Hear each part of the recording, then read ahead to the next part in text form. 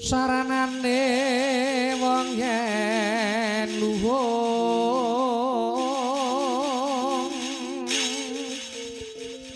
yen ngantika kudu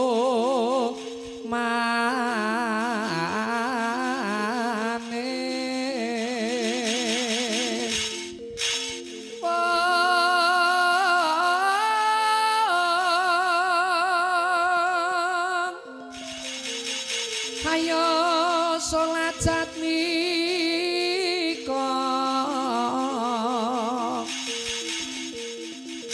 mure sang sami manungsa sandi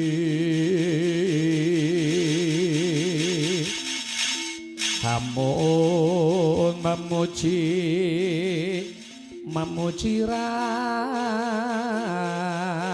ayu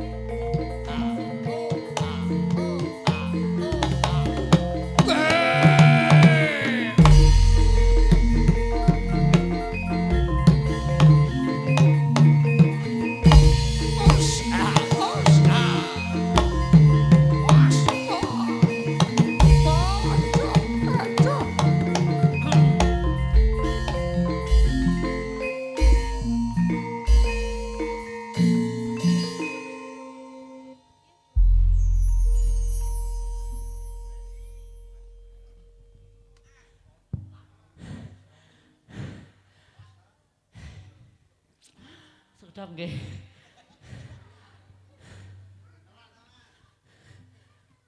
Adan.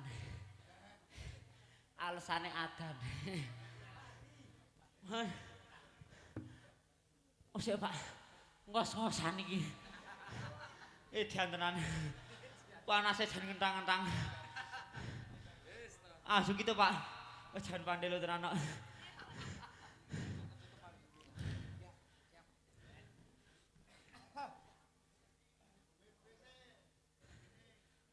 Oke Pak, burun kula njuk ngombe sik Pak.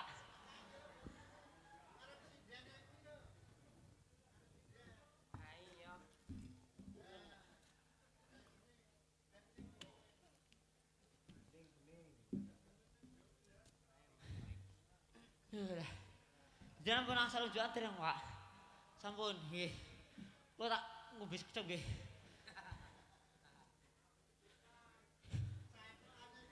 Nggih angel ya iya Pak, ndak mboten. Ya kula copote sekedap. Pak bot-bote golek butuh yang ngene iki, Dik.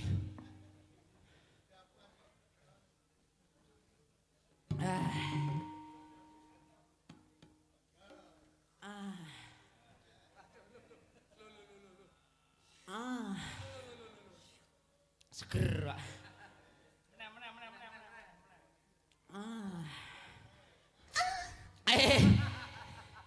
Wis sulurke Mas nganten, Pak nganten. Turune pun gadah ngonten kok, Pak.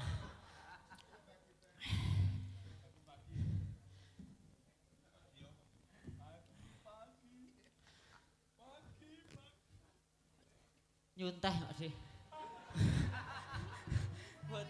Mboten guyon ngene. Ora ya iki mau aku ngono dengan mantapnya tak kita niki blabak sedanten ajebulon cor-coran asem maneh niki tak kira-kira kene muncrat empuk emplak mbah iki kok cor-coran ayo gejabluk ngontene lingir Pak De lah saestu tenan iki nggo ora eneng angsuran BRI ngoten jane lah dantenan Pak Dita, lah Pak Dita nek jan ngene jan gandeng nang debilah. Saestu ket wingi lho Pak telepon nganti ping 10 ngene. Aja lali lho sesuk lho, Dik ngoten. Matur nuwun nggih Pak De. Sehat selalu, lancar selalu, berkah barokah. Mugi-mugi kita sedaya wonten pangayomane Gusti Kang Rego jagat sak isine sak lawase. Pak Dita niki wau turine jenengan wingi pun nyepake saweran. Nggih. Saestu nan wingi ras do nyawer. Ha niki gandeng tim mriki turine ajeng nyawer jenengan. Kan mboten sah mawon. Jenengan pun mboten kirang-kirang ngopeni. Matur nuwun nggih Pak. Niki Pak. Oh nyawer to Pak. Oh gur guyon ki lho Pak. Joget sik. Iya. Saiki napa to Pak? Mas nganten Pak nganten. Selamat berbahagia. Selamat mantap-mantap. Enggak maksudipun mantap-mantap nang ngomong keluarga. Mantap-mantap nang golek rezeki. Selalu diberi kemudahan untuk melancarkan segala urusannya. Pokoknya sehat selalu. Bahagia selalu nggih Mas. Wajib mulia, wajib bahagia. Mas nganten namanya sinten Pak? Pak Ari. Mas Vicky Setia Pratama. Mbak nganten? Mbak Sis, Mbak angel iki Mbak gabung-gabung. Ngene pantun nggih Pak. Iki pantun wis kudune wis do hafal. Ubur-ubur ikan lele. Mas nganten pun namine sinten? Vicky. Ubur-ubur ikan lele. Mas Vicky nyenuk le. Apa-apa wajib. Ngene sih Mas. Sarang hiu. Kleru ngene. Yo lanjut. Kupingin apa? Ucul. Pereh ini. Pak Tok niki mau siap sawer mboten? Oke. Rokok nggih Pak. Hah? Tawar. Pak D, kula nyuwun rokok nggih Pak. Niki Pak Arifin asal rokok. Oh dereng. Kalih nggih Pak. Nggih. Nika dereng Pak nggih. Nika tenor mawon. Paringke gelas nggih. Kula Surya nggih Pak. Isine belas. Pak to mboten sarokok nyawer mawon nggih. Dik tawang to Pak Edan ya ora tawang ya. Yalah to lelek tawang ki to. Sak slop ra apa-apa tak jane sampurna. Saiki lara men tuku kupingku ki. Iya, Pak. Oh lah, wali. Ngene mah kaya tikus. Wong wali. Sik Pak, tau lapane. Wangi. Wangi Mbak Sah. Wangi glongan.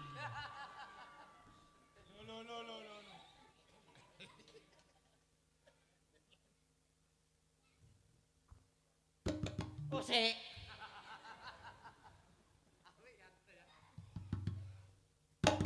Oh sik to.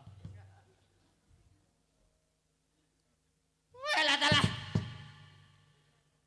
Pocong-pocong pisan namung cecekan. Cece suasana tecane wayang ajeng ngingi senetyo. Iki angel ngot kawat ngene ya angel ta, Pak. Iki ora sajira lomba kok kira sapa bakal menyang ndi, Gus? Buta. Saka ngendi dong kamu sapa prajekamu? Oh iya. Kan ngendimu? Oh iya lah takoki terus semuanya nek jujung prajekku. Ora ana satriya katon buta. Bener kuwi lempet aku dijak kalau kok dadi prajek aku, pancen bali tak asut kowe, Gus. Raden Arjuna. Ngrajang botolon barang bakal menyang ndi, Gus? Atutke tindak ing suku gedhe ning pengangenang. Apa mana mampir karo bocana sekaro kang mbok karo tepene karo satria lembek ketabas satria karo bocah kudu bali-bali Gus.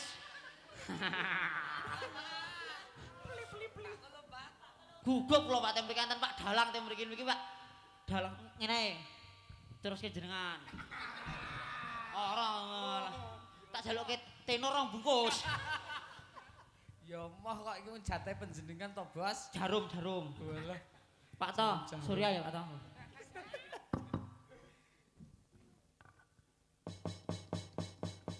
Buta tata Pandhawa. Tata Kanti Wisraya.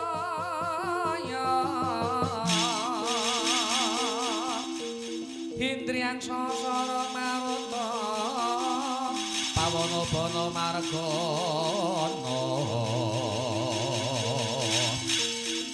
Pawana bana margana. Siyung manapta lawan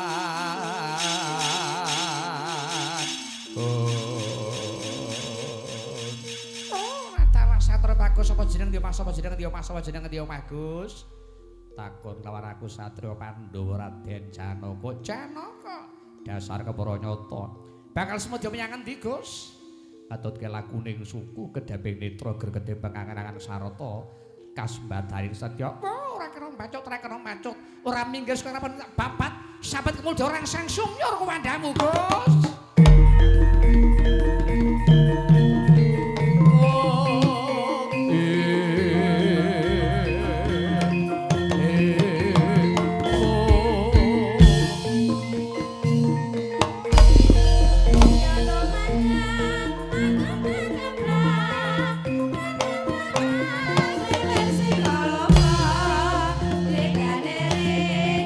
Sang raksasa manapa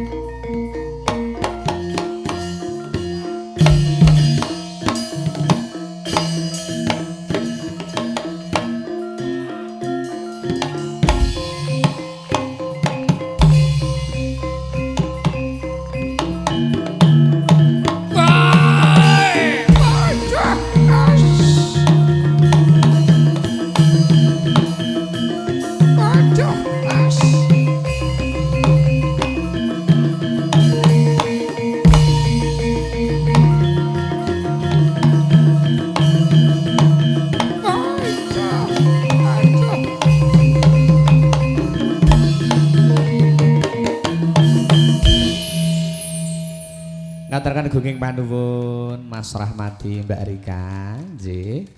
Pramila monggo mangke kepareng minggah wonten sasana binajang paring tandha katresnan. Lho Mas Rahmat menika sampun tampi katresnan saking Bapak ingkang paring dawuh. Lho. Wah, berabat sigap. Wah, ya wis. Lho. Iki nganune iki gelange. Nggih. Pak, niki kula angsal request saking para tamu sedaya penyanyine dereng angsal saweran. Mboten napa-napa Pak, mangke dados yang sukses, lancar sedayanipun, bahagia dan jadi orang yang kaya raya. Amin. Berkah barokah matur sembah nuwun. Sagumpur kadang Bapak Ibu kepareng ngajengaken lamadining tata upacara angan sik nggih menika babar pangandikan pasrahing Sang Pinangganten saking Besan Sutresna Duta Caraka Baryagung Bapak Suranto. Priyaga ingkang pareng piniji panjenenganipun Bapak Darma Klimin kasuwun manjing wonten ing sasana sabda. Kalodhangan sawetahipun kasumanggaaken nuwun kula nuwun.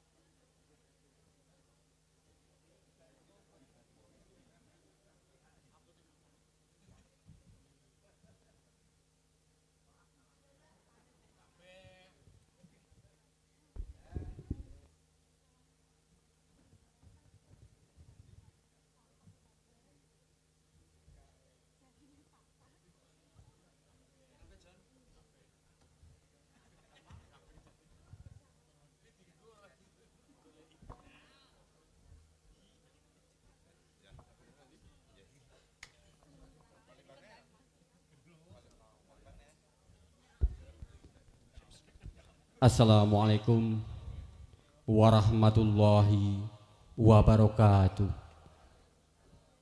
A'udzu billahi minasyaitonir rajim. Bismillahirrahmanirrahim. Alhamdulillahillazi ahlala nikah wa harrama alaisa nifah. Wassalatu wassalamu ala sayyidina Muhammadillazi hadana illa sabilin najah wa ala alihi wa ashabihi ahli sidqi fassalah. Amma ba'du fala haula wala quwata illa billah. Wonten pangarsanipun para sesepuh, para pinisepuh ingkang anggung mestuti mring pepoyaning kautamin ingkang ateges sampun pono ing pamawas lebda ing pitutur ingkang satu hudat kinabekten. Wonten pangarsanipun para tetuwa tetuangganing pemerintahan, bobo kepala desa, bobo kepala dusun, dalah sedaya junjang krawatipun ingkang saestu nyuwun pangapunten boten saged kawula sebat setunggal bobo setunggalipun ingkang satuhu pantes sinudarsana. Wonten pangarsanipun para alim, para ulama, Bapa Mudin wonten ing Kukuban dusun Saban mriki boten kesupen ugi dumateng para pamengkuning agami ingkang hangrasuk kapitadosan sanes ingkang tan kendhat anggenipun paring panuntun, paring obor dumateng sedaya umatipun tumuju katentremaning sejati ingkang saestu luhuring budi. Wonten pangarsanipun keluarga ageng Bapak Sudiono dalah Ibu Kadang Werda Muda Taruna ingkang mugi tansah bagya mulya. Linangkung wonten pangarsanipun sagung para tamu undangan ingkang tansah sinuba ing kaurmatan. Raos pujo puji syukur alhamdulillah tansah katur kunjuk dumateng Gusti ingkang Maha Agung, Gusti ingkang Maha Welas, Gusti ingkang Maha Asih, Gusti ingkang Maha Sembada sak samudayanipun. Nun inggih Gusti Allah Subhanahu wa taala awit nun inggih awit saking sedaya sih lan kawelasanipun alhamdulillah panjenengan sedaya dalasan kawula tasih kaluberan kebagas kuwarasan katentreman rezeki insyaallah ingkang halal ingkang barokah satemah saged kempal nyawiji wonten ing menika pawiwahan kanthi winantu ing karaharjan. Mugi kalilanana kula pun darma klimin nun inggih piniji talanging basa cundhakaning atur saking panjenenganipun Bapak Suranto dalah Ibu sineksen sagung para sesepuh dalah sagung para pinelenggah kepareng lumarep atur wonten ngarsa Bapak Sudiono hanamung saderengipun kiranging trapsila pamatur kawula menapa dene wonten cupet tuwin cewet pamatur kawula ingkang tan adamel suka tuwin rena ing penggalih panjenengan sedaya linangkung pangarsanipun Bapak Sudiono. Nun inggih awit saking cupeting lalar kawula kutung ing pangertosan kawula mugi keparenga kawula nyadong rumentahing sih samudra pangastama. Bapak Sudiono ingkang tuhu berbudi mahabekdarma sowan kula kairing sedaya kadang pangayap kautus saking panjenenganipun Bapak Suranto sekalian ingkang wigati ingkang angka sepisan. Bapak Suranto ngaturaken salam taklim katur kunjuk dumateng Bapak Sudiono. Awit saking menika salam taklim kanthi kawula ikraraken assalamualaikum warahmatullahi wabarakatuh. Kairing donga pamuji mugi-mugi Bapak Sudiono dalah keluarga ageng tansah pikantuk berkah rahmating pangeran syukur rahayu ingkang sami pinanggih. Dene ingkang kalih bilih sekawit dinten ingkang sampun kawuri panjenenganipun Bobo Sudiono kepareng hamasrahaken putra Atmaja Jalu ingkang apepara bagus Vicky Setia Pratama ingkang sepados kaijabaken saha kadhaupaken kaliyan Nimas Ayu Siska Sriwulan nonggih putra Atmaja putri saking panjenenganipun Bobo Suranto dalah Ibu Irianti. Pramila sowan kawula dalah sedaya kadang pangayap kepareng badhe paring palapuran bilih saestu putra Atmaja Jalu panjenengan sampun kelampah kaleksanan kaijabaken. Upacara adat sampun kalampah kaleksanan harikala dinten Ahad tabuh 6 Surya kaping 18 Januari 2026. Nunggih awit saking donga pamuji saking sagung para sesepuh pinisepuh alhamdulillah upacara adat saged kelampah kaleksanan katindakaken sedaya kanthi kalis nir ing rubeda. Ingkang salajengipun dumateng pangarsanipun Bobo Sudiono putra Atmaja kekalih wonten ing wanci punika kula pasrahaken dumateng panjenengan sawetahipun. Linangkung putra Atmaja putri saking Bobo Suranto kasuwun kaanggep putra pribadi semangga anggenipun badhe paring pitedah tuwin pangulunrah murih bebrayanipun putra Atmaja kekalih ing samangkih sageta sembodo kang sinedya jumbuh kang ginayuh dumugi ingkang kaesti satemah bagya mulya ing gesang bebrayanipun sageta enggal-enggal bangkit hamangun keluarga ingkang sakinah mawaddah warahmah.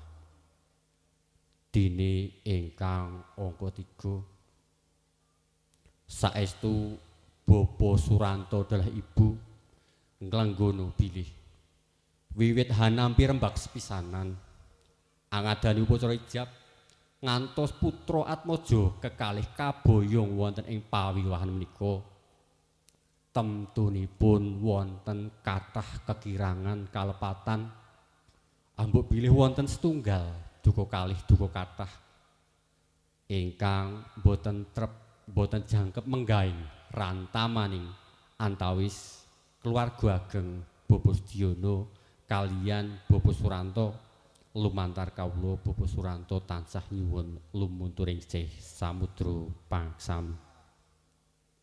Dene ingkang salajengipun kala suwau Ibu Irianti ugi ngasta sawetawis angsal-angsal dumateng pangsanipun Ibu Dwi Yuli Hartanti kasuwun hanampi kanthi suka binging manah.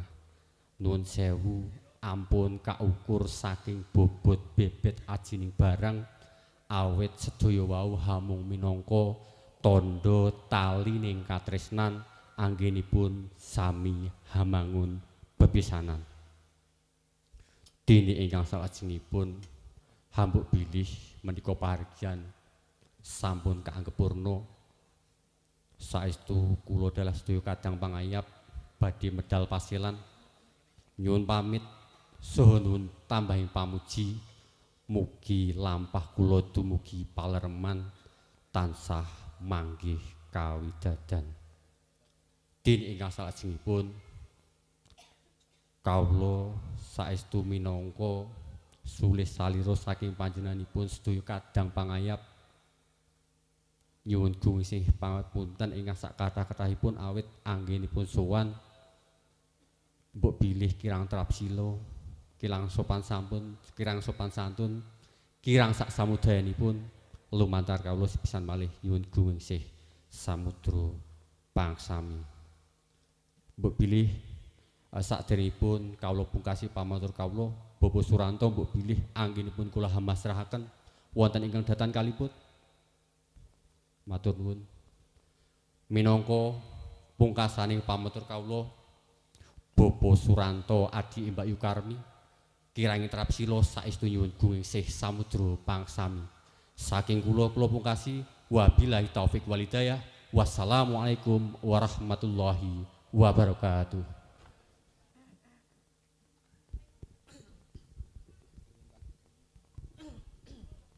Ngaturaken gunging panuwun ingkang dhateng pepindhan dudu caraka saking Baroyagung Bapak Suranto mujudaken piranganipun jalma ingkang gadhahi watak susila sudira hanurka temah bangkit angen tasi karya katitik babar pangandikan saking dudu caraka tansah lulus raharja mangya yupana niskala pangandikan pasrah tumuli keparambadipun tapi saking dudu caraka Bapak Sudiyana wondene paraga ingkang kasuwun kaberkahanipun Nulinjih bentenipun Rama Lurah Bapak Suharyanto. Katur Kanjeng Rama Lurah sumangga nuwun sasana wanci sawetahipun kasumanggaaken nuwun kula nuwun.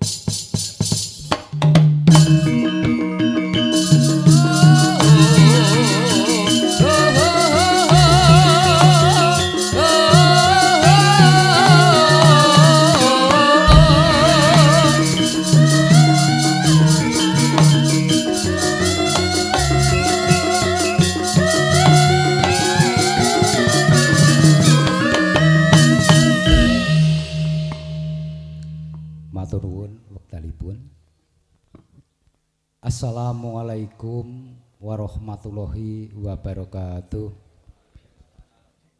Bismillah, alhamdulillah, la haula wala quwata illa billah. Ingkang satuhu kinabekten para sesepuh, bini sepuh, biwah kasepuhan. Ingkang siang pantani ratri tansah kupati ing mergining kesaenan. Para alim, para ulama, bopo-bopo kiai, ustadz, santri, santriwati,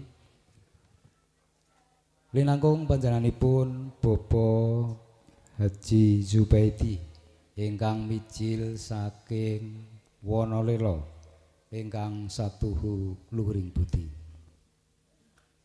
Pangarsa beberan ageng wonten ing padukuhan Saban Babadan Bapak Sujaryoto miwah sedaya prangkatipun ingkang kinurmatan. Panjenenganipun Bapak Suranto miwah Ibu Irianti miwah sedaya pangayak pangombyong putra pinanganten Sarimbit ingkang mijil saking Dusun Duren Desa Jati Kecamatan Sawangan ingkang tansah dipun welang dening Allah. Panjenenganipun Bapak Latif Suseno ingkang wekdal menika ngemban wajib luhur ing madyaning beberan ageng ingkang kinurmatan. Lumeber sagung tamu sedahan kakung putri mandhapipun kadang muda tumaruna ingkang cinaketing manah. Kula matur wonten ngarsa panjenengan sedaya minangkani menapa ing dados kersanipun Bapak Sudiono miwah Ibu Dwi Yuli Hartanti kepareng matur wonten ngarsa panjenengan sedaya nampi atur pangandika pasrah saking panjenenganipun Bapak Suranto miwah Ibu lumantar panjenenganipun Bapak Latif Suseno. Langkung rumiyin boten wonten awonipun kula ugi kepareng ngaturaken puja puji suka miwah syukur wonten ngasihipun Gusti ingkang Maha Mulya Allah Subhanahu wa taala ingkang sampun kepareng babar kanugrahan ingkang tanpa winates sak tempah wonten ing siang menika. Panjenengan sedaya dalasan kula tasih dipun gambaraken nyawiji silaturahim nderek mangayu bagya anggenipun Bapak Ibu Sudiono kagungan kersa mala kramakaken putranipun. Alhamdulillah panjenengan lan kula tansah manggih kasarasan kawilujengan tebih ling beda lir ing sambi kala. Amin. Sholawat miwah salamipun Allah mugi tansah katuraken dumateng junjungan Nabi Agung Muhammad sallallahu alaihi wasallam.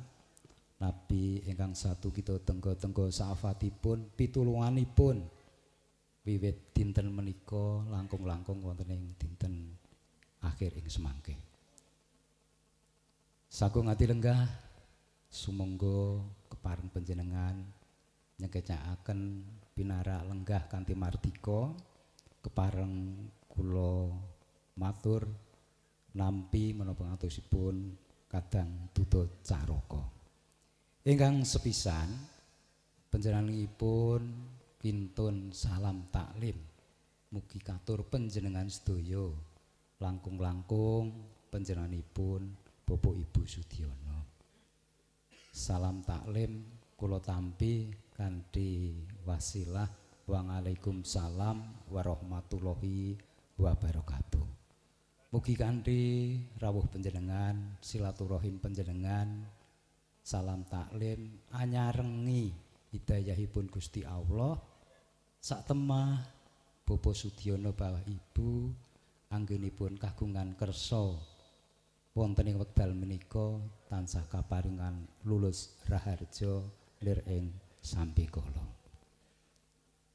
Salajengipun panjenenganipun ngaturaken bilih menapa ingkang dados panyuwunipun Bapak Ibu Sudiono sampun saestu katindakaken panjenenganipun Mas Vicky Setia Pratama sampun kadhaup nikahaken kalian Mbak Siska Sriwulan. Estu keluarga Bapak Sudiono ngaturaken pamatur nuwun ingkang tanpa winates ingkang sampun saestu nampi wedharing palakrami wonten ing Dusun Duren kirang langkung tabuh 6. Ngoten nggih. Sepisan malih keluarga ngaturaken agunging pamatur nuwun. Mugi-mugi kanthi donga pangestu, donga pamuji panjenengan sedaya putra pinanganten sarimbit anggenipun badhe mbangun Bali Wisma dadosa keluarga ingkang sakinah mawaddah warahmah. Amin. Salajengipun panjenenganipun ugi amasrahaken putra pinanganten sarimbit wonten ngasanipun sedaya warga masyarakat ing Saban linangkung panjenenganipun Bapak Ibu Sudiono. Pasrahing putra pinanganten kula tampi kanthi sukurna Bapak Sudiono telah Ibu sampun boten tida-tida malih bilih putra sarimbit badhe karengkuh pinangka putra piyambak boten badhe dipun benten-bentenaken boten badhe dipun ban cindhe ban siladan jersak menika sampun saestu pinangka putranipun Bapak Ibu Sudiono. Malah kepareng ing semangke badhe kaparingan tutur uwur miwah sembur satemah anggenipun badhe mbangun bali griya enggal ing semangke dados keluarga ingkang tansah guyub rukun ayem-ayem tentrem nerasaken menapa ing dados sejarah wontenipun keluarga ing Bapak Ibu Sudiono. Wontene sowanipun rawuhipun Bapak Ibu keluarga ingkang saking Duren boten wonten lepat klentu miwah kirangipun kepara Bapak Sudiono telah Ibu anggenipun nampi rawuh panjenengan mbok bilih kapenggalih kirang gupuh aruh lungguh suguh langkung-langkung pangkrengkuh keluarga nyuwun pangapunten ingkang sak kathah-kathahipun. Salajengipun Bapak Suranto Mbah Ibu kepareng rawuh ngasta oleh-oleh angsal-angsal keluarga Bapak Sudiono namung waget ngaturaken agunging pamatur nuwun ingkang tanpa winates mugi kanthi angsal-angsal ingkang kaparingaken dumateng keluarga ing mriki sak temah andamel saya raket saya caket mewah rumaket anggenipun bangun pisan bangun kekadangan ing antawisipun keluarga Sabang mewah Nduren ingkang sampun lumampah sagung adilenggah ingkang pungkasan mbok bilih ing semangke pahargyan prasaja sampun kapenggalih paripurna mbok bilih keluarga ingkang mijil saking Duren ugi sedaya ingkang rawuh kepareng nyuwun pamit kundur tepih saking raos panundung Bapak Ibu Sudiono ngaturaken pamatur nuwun rawuhipun pandonga pamujinipun mugi kundur pandengan nderekaken sugeng kundur tansah manggih widodo ing saklebeting marga sak temah wilujeng dumugi ing dalem soang-soang ingkang pungkasan kula pinangka sulihipun Bapak Ibu Sudiono anggenipun matur anggenipun nampi atur pangandika pasrah panjenengan wiwit purwa madya wasana mbok bilih kapenggalih kathah tumpangsuh pamatur kula kirang prayogi paraga kula agengipun kapenggalih nerak paugeraning tata krami ing madyaning bebrayan ageng kepareng kula angaturaken kreta dawa catur basaning kawi kreta dawa menika sepur kula pendhet ngapura catur menika papat nyuwun pangapura sedaya kalapatan kula mekaten pinangka pinuniping atur wabillahi taufik wal hidayah assalamualaikum warahmatullahi wabarakatuh matur nuwun